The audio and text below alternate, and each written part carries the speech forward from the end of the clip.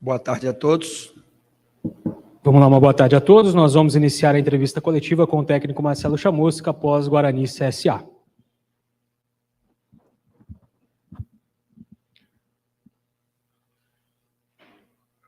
Pois não, Washington Mello, Rádio Central. Boa tarde, Chamusca.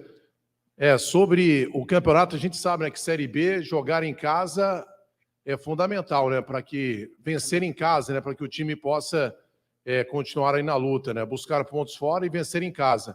E hoje, né, sem contar o jogo contra o Vasco, o 5º jogo do Guarani em casa, apenas uma vitória e apenas 2 gols marcados. É claro que você chegou depois, né, mas está já dentro do processo. Sim. E a avaliação, né, que você faz, né, mais uma vez o Guarani criou no segundo tempo, teve chance de matar o jogo e não matou, e um empate que deixa o torcedor aí realmente chateado. Boa tarde, Washington, primeiramente. Deixa todos nós, né, chateados, porque a gente trabalhou muito durante a semana essa questão da mobilização e alguns aspectos motivacionais pela importância do jogo na tabela da competição. Era um jogo, diríamos assim, crucial. Todos os jogos são muito importantes, mas esse jogo seria uma sequência de 2 vitórias na competição, que o Guarani não fez ainda, sairia da zona de rebaixamento, começaria a olhar um pouco mais a tabela mais para cima e menos para baixo. Então, tinha um aspecto de mobilização e um aspecto emocional que a gente tentou trabalhar durante toda a semana com essa perspectiva, sabendo que a gente jogaria contra um adversário extremamente qualificado, que se encontra numa posição de tabela ali muito próximo ao Guarani, mas que também é um clube que tem um investimento muito interessante pela qualidade dos seus jogadores, acabou de trocar comando, os jogadores vêm com comando novo, você sabe que sempre se cria algumas perspectivas diferentes, mas realmente a mobilização que nós fizemos e a não conquista desses 3 pontos deixa todos nós muito chateados. Em relação à parte tática do jogo, a opção em iniciar com 3 centrais, né, uma linha de 3 zagueiros, dando um pouco mais de liberdade aos nossos 2 alas, né, o Diogo de um lado e o Matheus do outro lado, sustentando um pouco mais ali com o Rodrigo Andrade e o Vilela, e a liberdade para o trio da frente, Lucas, Bruno José e o Giovani. Que taticamente, eu já vou fazer uma análise, já vou adiantar até, eu sei que vai ter alguma pergunta nesse sentido, a gente pôde ler durante o primeiro tempo e pôde ajustar, principalmente a partir dos 30 minutos e depois no intervalo do jogo, com alteração, a saída de um zagueiro e a entrada do Júlio César. Eles vieram, diferente de outros jogos, a gente estudou bastante, e toda vez que a gente toma uma decisão de escalação, ela está muito, não só atrelada ao nosso modelo, a nossa ideia do jogo, a nossa estratégia, mas também está atrelada ao posicionamento do adversário. Eles vieram com uma proposta de jogar com Lourenço, fazendo o corredor pelo lado. Eles estavam jogando muito com o Giovani e 2 médios com o Gabriel e Lourenço nos outros jogos. Nesse jogo, eles fizeram uma dupla de volantes, o Giva com o Giovani, abriram o Lourenço pelo lado direito, Oswaldo pelo lado esquerdo, para criar as possibilidades de enfrentamento de 1 para 1, e veio com o Gabriel por dentro, fazendo uma função diferente, se aproximando do 9 e vindo para uma zona atrás dos nossos 2 volantes, onde trouxe um desequilíbrio muito grande. Aconteceram 2 situações de leitura que a gente corrigiu durante o primeiro tempo. A primeira delas, a gente não conseguia encaixar a marcação no Giovani, e ele tinha uma liberdade de circulação e de achar passe por dentro, e o jogador é um jogador qualificado. E essa flutuação do Gabriel saindo da última linha nossa dos 3 zagueiros e atacando um espaço que criava uma dúvida se o Rodrigo Andrade posicionava para marcar o Gabriel ou se o João Vitor saía da nossa linha defensiva para marcá-los. E essa dúvida fez com que eles, principalmente ali nos 30 primeiros minutos, tivessem um controle de superioridade numérica por dentro e a criação de algumas oportunidades. Qual foi a primeira ação que nós fizemos tática no jogo para estancar essa sangria que a gente não estava conseguindo estancar. A gente montou uma linha de 4 já no primeiro tempo, com o João Vitor marcando o Oswaldo. Fizemos uma segunda linha de 4, com o Diogo fazendo a segunda linha pela direita, marcando a passagem do Diego Renan. Os 2 volantes, sendo que o volante se posicionaria mais para encaixar no Gabriel. Giovani Augusto veio para o centro, marcar um pouquinho mais no 4-2-3-1, a saída do Giovani, e o Bruno José nós trocamos de lado. A partir do momento que nós fizemos isso, nós passamos a ter o controle do jogo e acabamos o primeiro tempo dentro da área ali do CSA, já com finalização, já criando algumas situações, abafamos melhor e equilibramos melhor o jogo. Segundo tempo, nós voltamos com uma outra perspectiva, que era o quê? Tiramos o Hernando, que tinha tomado uma pancada no nariz, tinha que ter uma decisão ali de sacrificar um dos 3 zagueiros para que a gente voltasse e apertasse um pouco mais, equilibrasse um pouco melhor e tivesse mais um jogador na última linha com qualidade técnica de enfrentamento de 1 contra 1, que foi a entrada do Júlio César. Aí o segundo tempo, os números do jogo mostram que a gente foi muito superior e pelo segundo tempo que nós fizemos, nós estivemos muito próximos e tivemos muito merecimento de ganhar o jogo. Agora, um jogo equilibrado, no primeiro tempo o CSA melhor, e no segundo tempo o Guarani sendo superior, inclusive nos números do jogo. No final foram 16 finalizações a 9, 12 no segundo tempo. Das 12, 10 foram dentro da área, teve chance com o Lucão, teve chance com o Iago, teve bola na trave, Carné foi um dos melhores jogadores no segundo tempo. Então, toda aquela situação que a gente já falou algumas vezes aqui. Não conseguimos traduzir o nosso controle de superioridade no resultado final do jogo. Ou seja, rendimento com resultado. Foi o que faltou no segundo tempo para que a gente pudesse agora estar falando para vocês aqui que a gente está numa situação diferente de tabela e a gente vai olhar um pouco mais para cima. Chamusca, boa tarde. Desculpe o alongamento da resposta, mas eu já sintetizei um pouquinho algumas perguntas que viriam em relação a essa questão tática do jogo. Chamusca, boa tarde. Caio Almeida, Jovem Pan News Campinas. Queria que você explicasse um pouco sobre a opção do Leandro Vilela. Na rodada passada, você escalou o Madison. O que você ganha com o Vilela que você optou em tirar o volante Madison no jogo de hoje? Obrigado. Bom, o Vilela, a opção pelo Vilela, a gente ganha mais jogo, mas é um jogador que circula melhor, principalmente consegue achar um pouco mais passe nos corredores. Um pouquinho diferente do Madison. O Madison é um jogador mais de bola no pé, de arrastar a bola e de jogo mais curto. Se eu opto por uma formação com a linha de 3, com 2 alas pisando na linha, eu preciso de um dos volantes, não é a característica do Rodrigo, que tenha um pouco mais de passe longo. Tá? As outras, na questão da organização defensiva, é uma característica muito próxima, Vilela com o Madison, mas era mais para a gente ganhar jogo e um pouco mais de bola de circulação, já que o Vilela tem essa característica, um jogador que eu já conheço, trabalhou comigo no Vitória, e ele faz isso bem.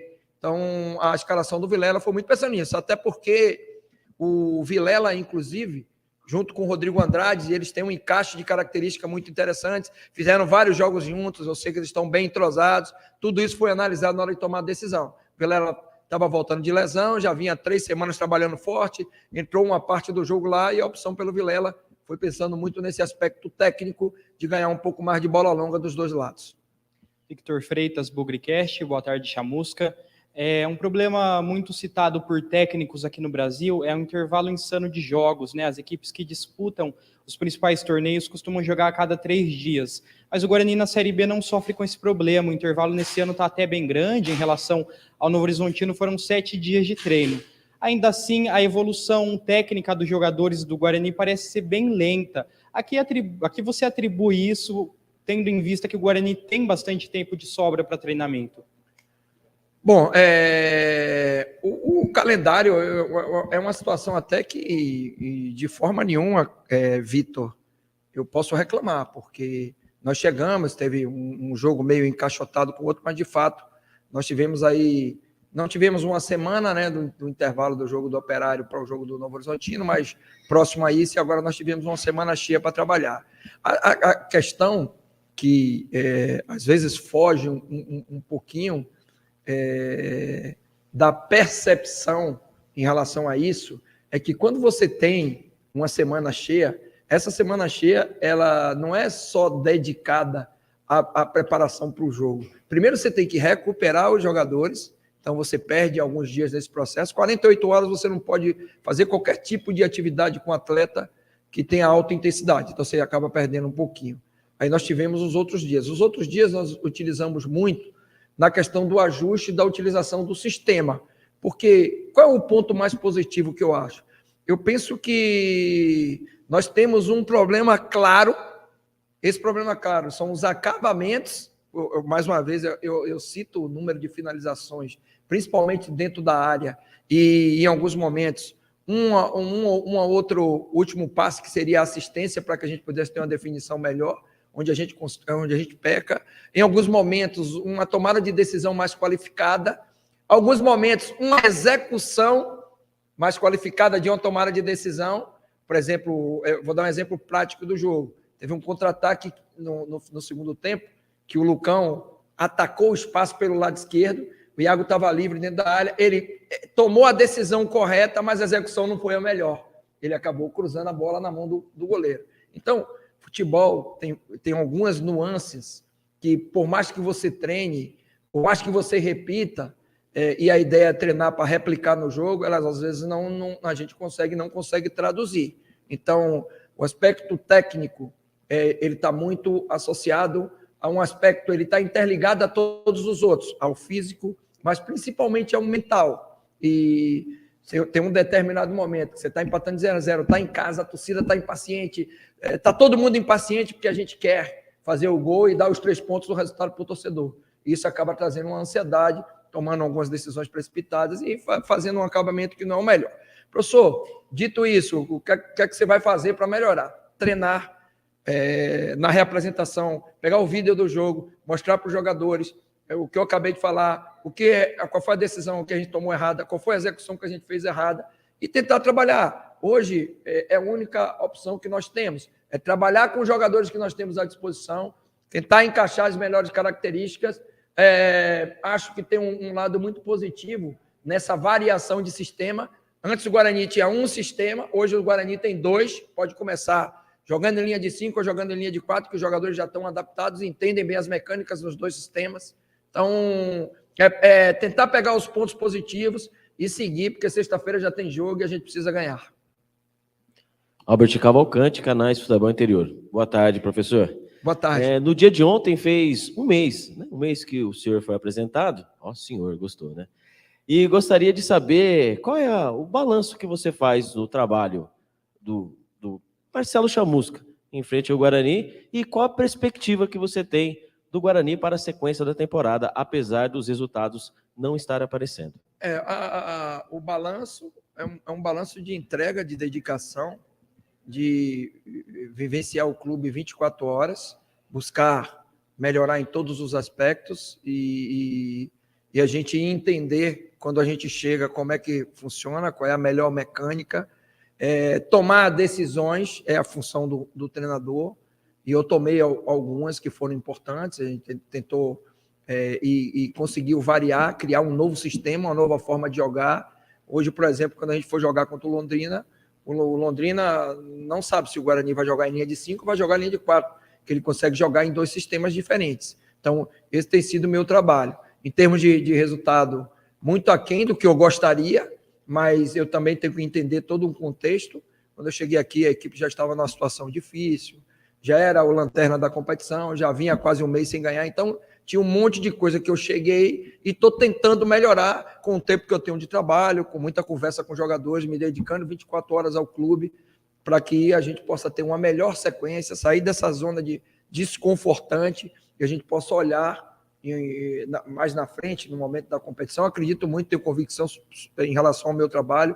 Quando aceitei o desafio, aceitei pela seriedade do presidente e da diretoria, pela boa condição de trabalho que o Guarani está me proporcionando. Então, apesar dos resultados e a gente ter empatado em casa, eu estou muito feliz com o que o clube está me proporcionando e estou muito confiante de que a gente pode mudar e pegar uma sequência boa de resultados e sair dessa situação incômoda para depois a gente pensar em uma situação melhor de tabela. Sou Marcelo, boa tarde, Edson da Band. Professor, o Guarani, a rigor, teve uma chance no final do primeiro tempo, que foi a cabeçada do Hernando, lá na trave, né? E nunca foi fácil ganhar do Guarani aqui em Campinas. E a pergunta que eu queria fazer para você é exatamente essa. Por que que o Júlio César e o Iago não começam jogando para sufocar os times que vêm jogar aqui? No caso do CSA, por exemplo. O CSA parecia que estava jogando em casa hoje. Você já explicou taticamente, mas eu queria... o Guarani, quando jogou com o Iago e com o Júlio César, teve uma outra postura. Então, é claro que é você que treina a equipe, mas por que não começa com esses jogadores? Edson, boa tarde. Foi bom até você fazer a pergunta e falar sobre o Júlio César. O Júlio teve muito próximo de nem vir para o jogo hoje, porque ele ficou 3 dias em departamento médico, com um desconforto no adutor. Ele treinou, se eu não me engano, essa semana, da semana cheia que nós tivemos, ele treinou na sexta e no sábado e foi para o jogo.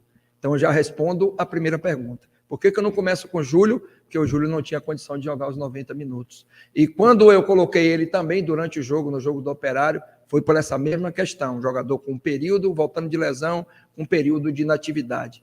Iago, nós demos várias oportunidades, inclusive sendo criticado pelas oportunidades, né? Isso é bom ressaltar, porque a gente colocava o Iago para iniciar os jogos, e o Iago não vinha respondendo da maneira como ele respondeu hoje. Eu conheço bem o Iago trabalhou comigo no Cuiabá, foi muito importante no acesso do clube, é um jogador que tem muito potencial, mas é um jogador que, nesse momento, está conseguindo render mais quando entra durante o jogo do que como ele começa o jogo. O jogo são 90 minutos. O treinador tem uma estratégia inicial, você falou muito bem, você colocou bem. A gente foi ter uma chance real, uma bola parada no final do primeiro tempo. Apesar de que a gente até terminou o primeiro tempo melhor do que o CSA, com mais controle.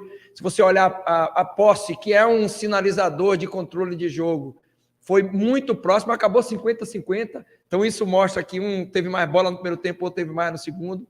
Mas nós demoramos muito para entrar no jogo. E essa questão tática essa mecânica que eu falei dos 2 jogadores, Gabriel e principalmente do Giovani, elas foram determinantes para que isso acontecesse. Futebol é um jogo de ação e reação que a gente tenta premeditar o que o adversário vai fazer e colocar e tentar neutralizar e aproveitar os espaços que eles vão nos proporcionar. A leitura do treinador é essa, mas uma coisa que nunca vai mudar no futebol, o jogo é do jogador, não é do treinador. O treinador é um facilitador. Então, a sua pergunta foi muito boa nesse aspecto, mas eu acho que as decisões que nós tomamos, todas muito bem embasadas, e o melhor argumento para as decisões que foram tomadas, o time melhorou no segundo tempo, ou seja, nossas decisões, eu acho que, em termos de estratégia, a gente tentou fazer o melhor. Eu consegui mudar no primeiro tempo a estrutura da equipe sem mexer em peça nenhuma, só fazendo uma mudança tática, que foi o João Vitor virar lateral na linha de 4 e o Diogo subir um pouquinho mais e a gente centralizar o Giovani. Então, eu acho que o meu trabalho como treinador nesse jogo foi realizado com êxito. O resultado foi o pior para a gente, porque a gente não gostaria de ter empatado em casa e acreditava muito nessa vitória de hoje. Mas tudo que a gente tentou fazer foi para que a gente saísse daqui com resultado positivo. Boa tarde, professor Chamusca, Cristiano da Resenha do Interior. São 2 perguntas em uma.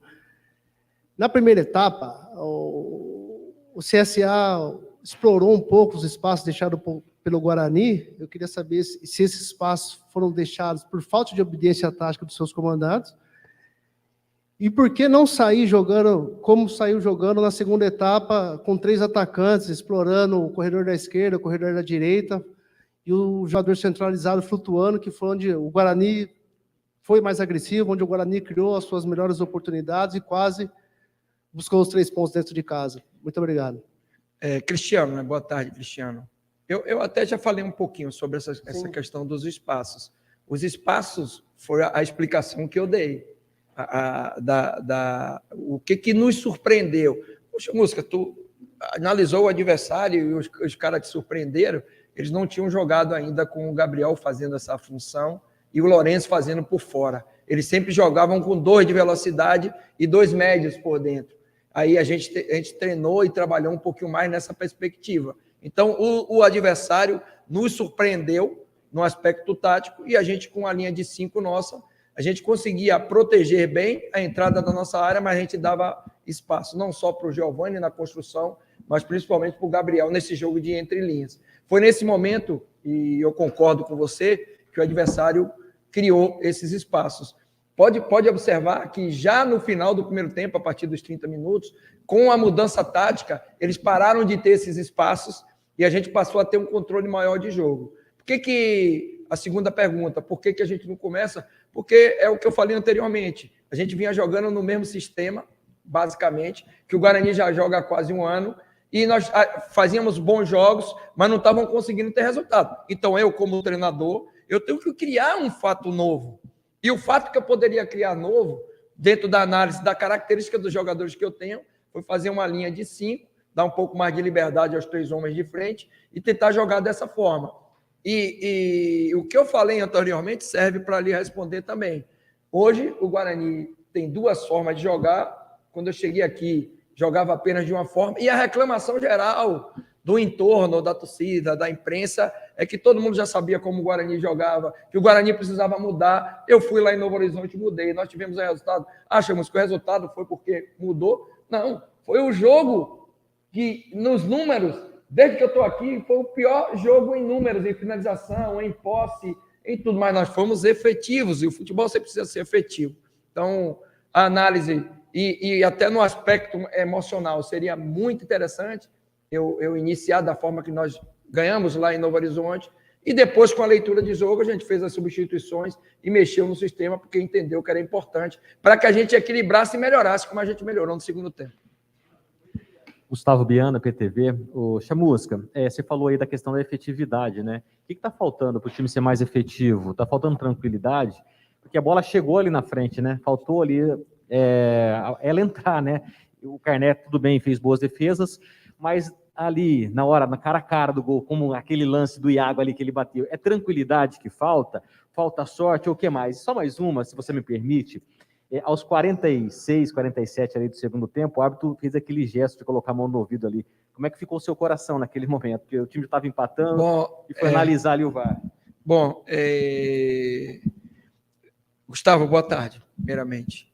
Em relação ao que tá faltando, claro que quando você está num momento de tabela que o Guarani está, e a gente vinha de uma sequência muito tempo sem vencer, conseguimos vencer no último jogo, isso melhorou muito a nossa semana de trabalho, autoestima dos atletas, confiança, e do próprio torcedor, isso é muito importante para a comissão técnica também, mas quando você vem nessa sequência de dificuldades de resultados, nenhum ser humano, nem na função de vocês, nem na minha função, nenhum atleta que está dentro do campo, e eu joguei futebol durante vários anos, então eu tenho bem o sentimento do jogador, ele consegue estar equilibrado e com clareza em determinados momentos, pela algumas questões emocionais, que de fato atrapalham o jogador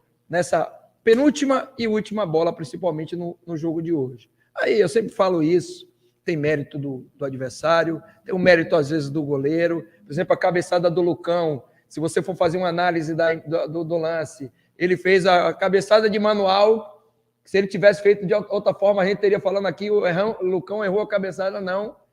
Apesar de que errar e acertar, isso tudo é muito subjetivo, a análise, mas ele fez uma cabeçada de manual. Ele fez a bola para baixo para ela ganhar velocidade e o goleiro teve mérito para defender. A bola do Iago, ele tinha 2 opções, ou tentar chapear, tirando um pouco mais do goleiro, ou bater em cima do goleiro em cima, foi o que ele tentou. Então, eu não gosto muito da palavra sorte. Eu acho que tudo que a gente faz está muito atrelada à capacidade, competência e merecimento em alguns momentos. Que a sorte, mais ou menos, é a junção do merecimento com a capacidade. Então, às vezes, as coisas não acontecem porque, de fato, a gente não teve a capacidade de fazer melhor.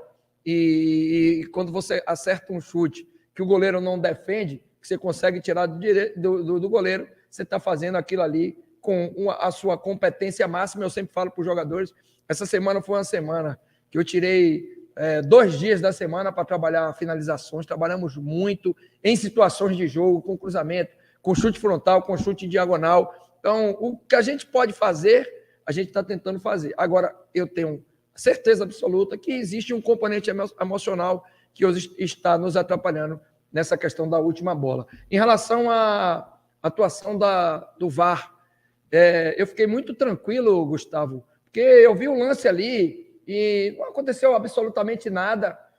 Foi uma situação onde o atleta nosso deu carrinho na bola, um carrinho limpo. Então, eu fiquei muito tranquilo em um momento, claro, é uma situação de tensão pelo momento do jogo, né?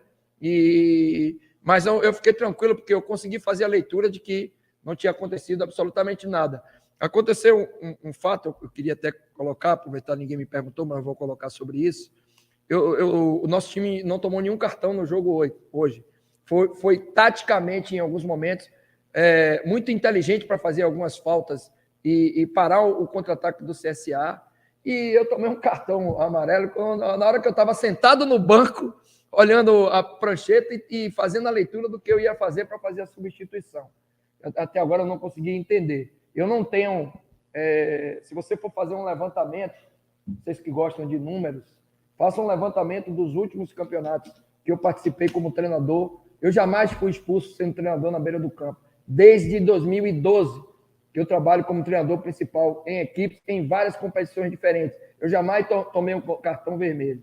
Tomei 3 amarelos quando eu trabalhava no Cuiabá, por acúmulo de cartões, acabei sendo suspenso de um jogo. Mas eu jamais fui expulso. E eu tomei um cartão amarelo. Eu fiquei muito mais chateado, não com a atuação do VAR, porque a atuação do árbitro foi boa, mas pelo cartão amarelo em uma situação que eu não fiz absolutamente nada. Tem inclusive uma situação de regra, né?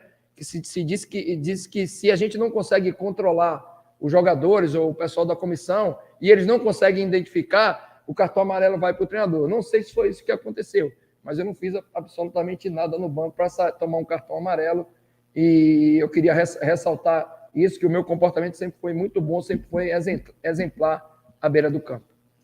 Boa tarde a todos.